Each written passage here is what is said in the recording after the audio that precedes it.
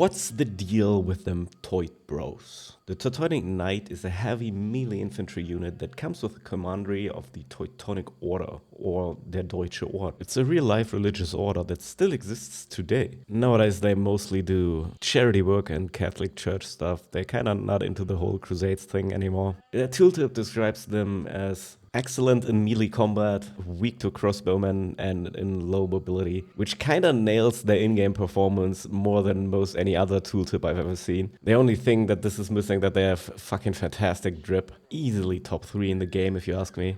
Comparing them to the Man-at-Arms, the most common heavy melee infantry unit, they are higher in cost, especially the gold, but they do get some premium stats for that price. At 310 health, they get close to doubling the health of an elite Man-at-Arms. That's the comparison here. They also have 10 extra damage, which is huge, at the same attack speed. They get a baseline 6/6 armor that increases by +2, which means they are absolute beasts when they are in melee range. However, they do have a movement speed of 0.98. That is the slowest of any heavy melee infantry unit. It's very slow. It's actually slower than some siege units in the game, which is interesting. On top of all of this, they also have two unique passive abilities. The first one is a passive buff that increases their health by +5 and their damage by +1 for every kill that they get. This buff lasts forever, but it also, of course, only applies to that individual Teutonic Knight. It also stacks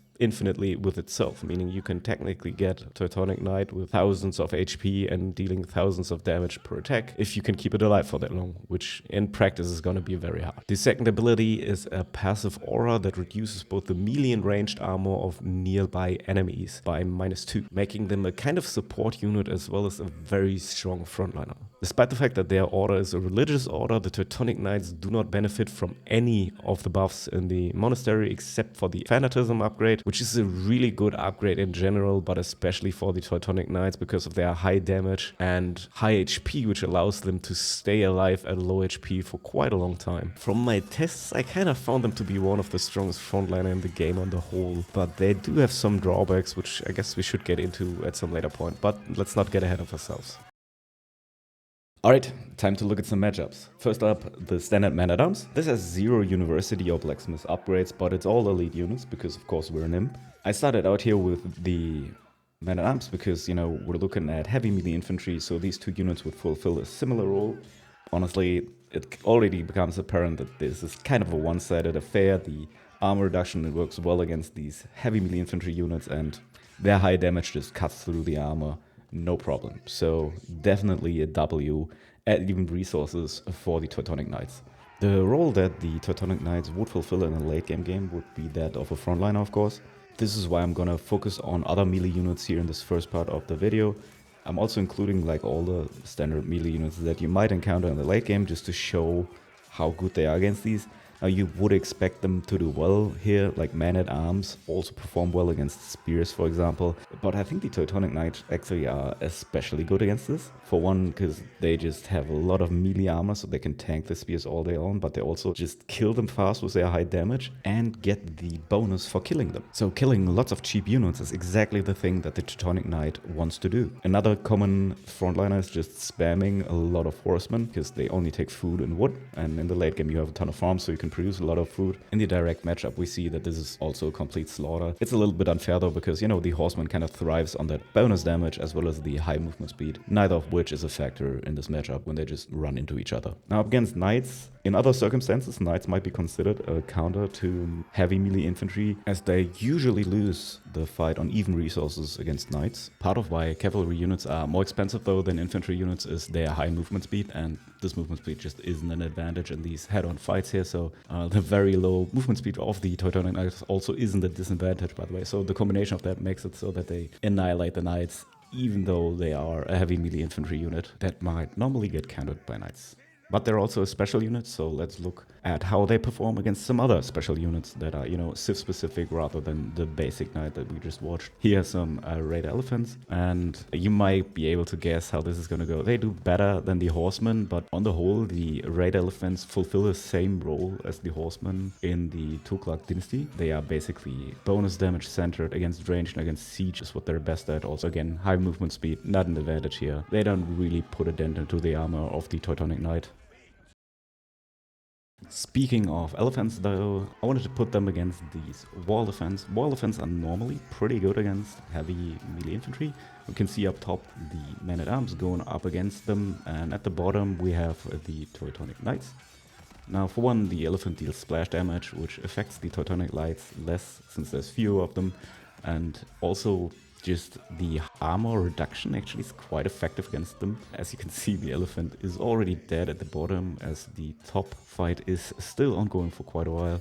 Also, just as a note, the high melee deck damage per attack is good against armor, just by having a lot of damage left over after the armor is subtracted, even if they don't deal any bonus damage against heavy or something like that. So again, very strong frontline.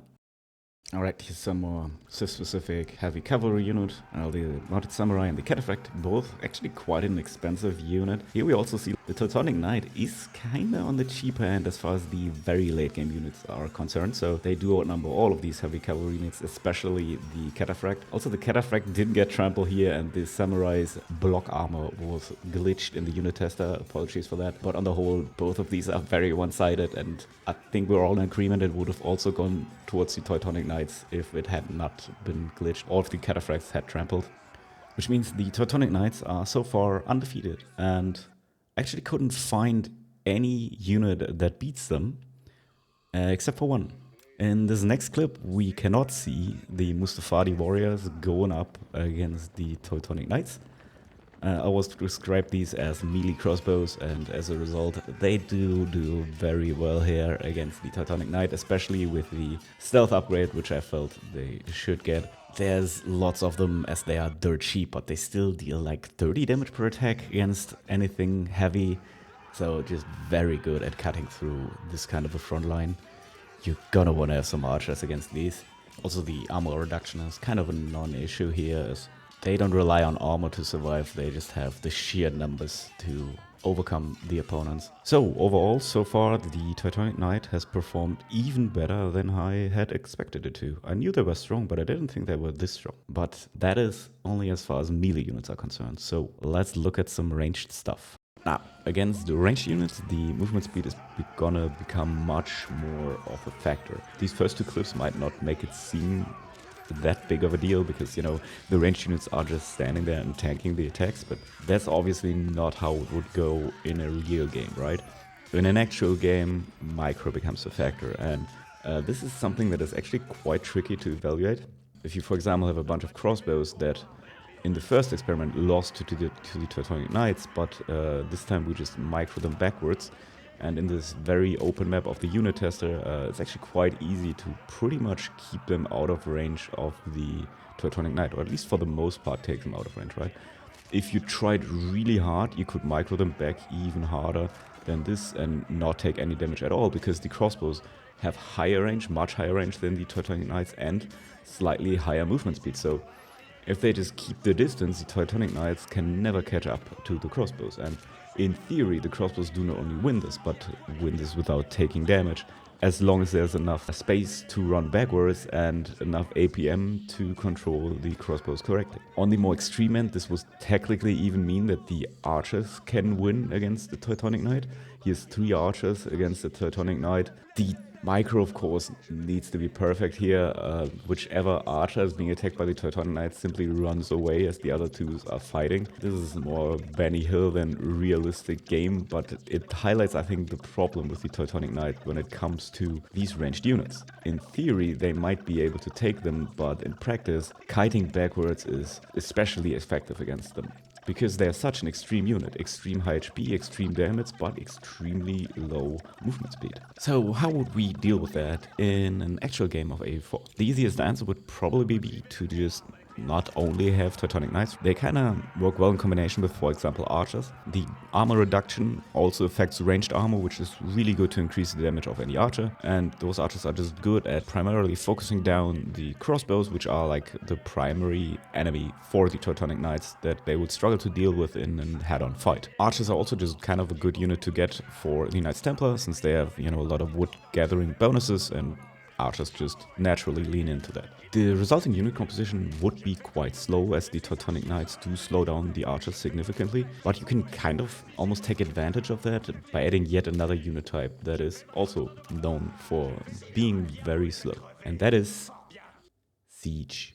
As with most melee units, the Teutonic Knight is actually great at destroying siege once they do get into range. They take quite a bit of bonus damage from these sprinkles, but not as much as a lot of other melee units, as they are quite low in numbers and beefy for their price. Now, they do kind of win against these sprinkles where the mad arms would lose, which is interesting, but again, more of a low numbers thing than a high strength thing. The actual reason why I want to talk about siege here is the movement speed specifically. Now, siege engines have a very low movement speed, kind of across the board.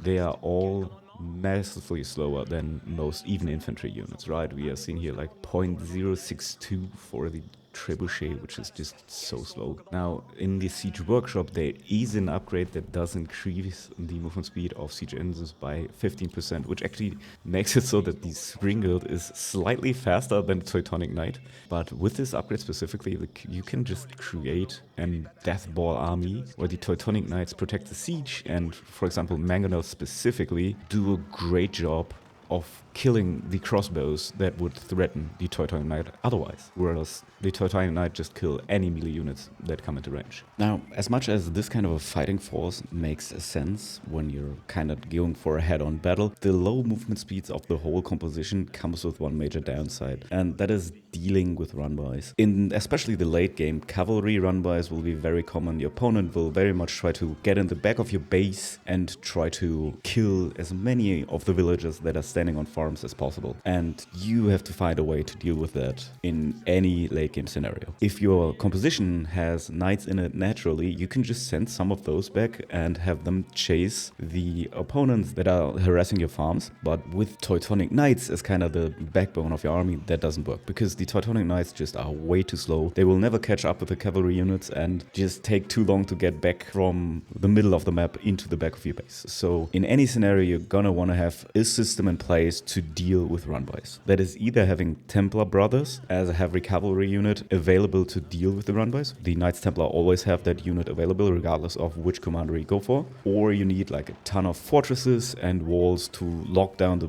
back of your base with static defenses. Then you can go for the low movement speed unit composition, move out across the map and crush your opponent. The same thing kind of applies for the offense. Teutonic Knights, while strong in a head-on fight, cannot really do a good job harassing. While they do kill villagers very quickly when they do get into range, villagers, especially with wheelbarrow, just have a much higher movement speed than the Teutonic Knights and can simply run away. Compared to Templar Brothers or the Schlachter Cavalry, which is the other very popular option in the Imperial Age, in this situation as a Knights Templar player, they just don't perform the same. So a mobile option as part of the unit composition is, in most scenarios, very good, both on the offense and the defense. So keep that in mind when going for this kind of unit composition. This whole thing, of course, is part of the reason why we are now in what a lot of people on Reddit are calling the cavalry meta, which, makes sense. Cavalry units right now are quite strong, and the ability to harass and be mobile, of course, is very valuable in a 1v1. This is especially true in team games.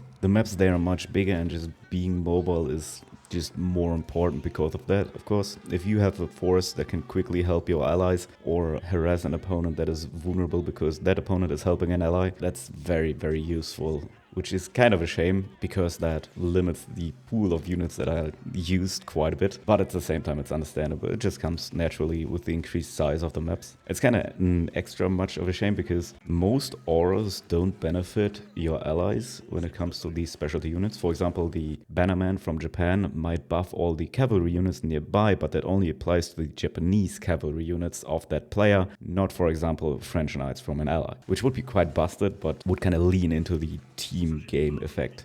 The Teutonic Knight, however, does have an aura that reduces, like debuffs the opponent, reduces their armor. That is something that your allies in a team game do benefit from. So it's kind of a shame that this effect that would make the Teutonic Knight good in a team game actually doesn't really come to pass, as the reduced movement speed is just a huge drawback on those large, positively gigantic game maps for team games.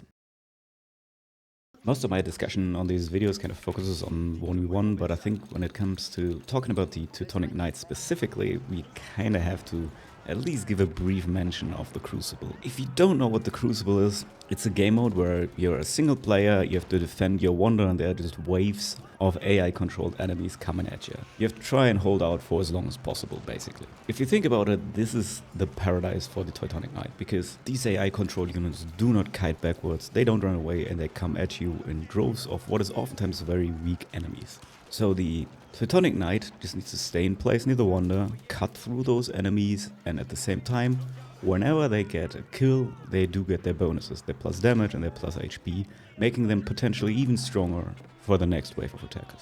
Part of this game mode is the boon system, where you get for one particular playthrough a certain bonus that applies to some aspect of your civ. A lot of those bonuses increase the survivability of your units in some way, which is fantastic for the Teutonic Knights, as the longer they live, the more enemies they kill and the stronger they get. So the bonuses kind of stack on top of each other and grow exponentially. A special mention we have to give here to one boon called Infinity. I couldn't find a current version or a current screenshot of this bonus because I didn't get it myself since it's random. I just happened to not get it, but you can get this sometimes when you play the Crucible.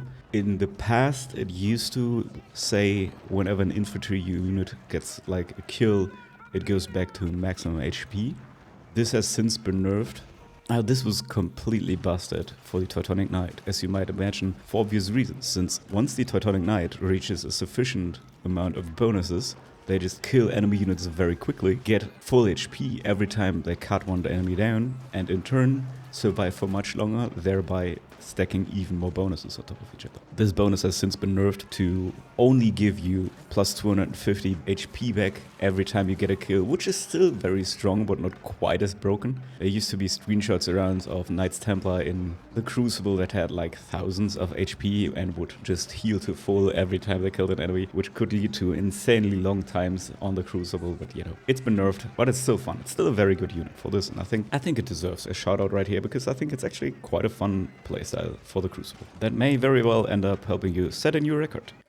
Pickrates among the pros. Normally at this part of the video, I have like a kind of nice little graphic showing you which commandery gets picked how much by the players of the highest level, both on the ranked ladder and in the pro match, but I kind of couldn't do this here because the Imperial Age, most of the time the game doesn't even go that long, so the sample size is very small. The few games that I did find were basically all of them were Kingdom of Poland being chosen. It was for a long time considered the go-to commandery and seems to still be, despite having been nerfed a number of times, at least at the pro level. There was, however, one exception. One player that seemed to quite regularly pick different commanderies, and that is Corvinus. The reason why Corvinus did this, I think, is because he was making a video. He played 60 games on a stream for this video that I've linked below, which is just a general guide for Knights Templar. And for that Knights Templar guide video, he tried all the commanderies and explicitly says in that video that he does consider the Teutonic Order a pickable commandery.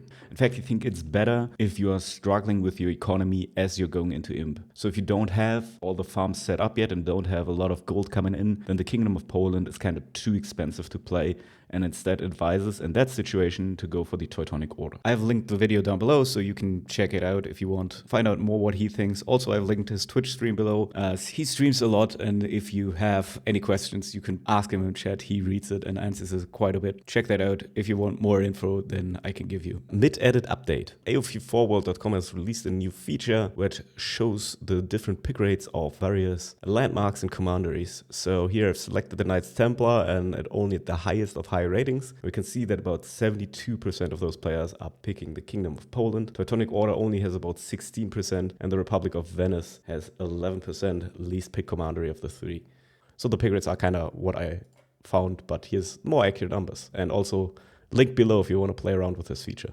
In conclusion, at even resource, the Teutonic Knight is one of the beefiest frontliners you can probably have. They cost a lot of gold, and are only available in late game, and they do struggle to get into range, but when they do, it hurts. But what do you think?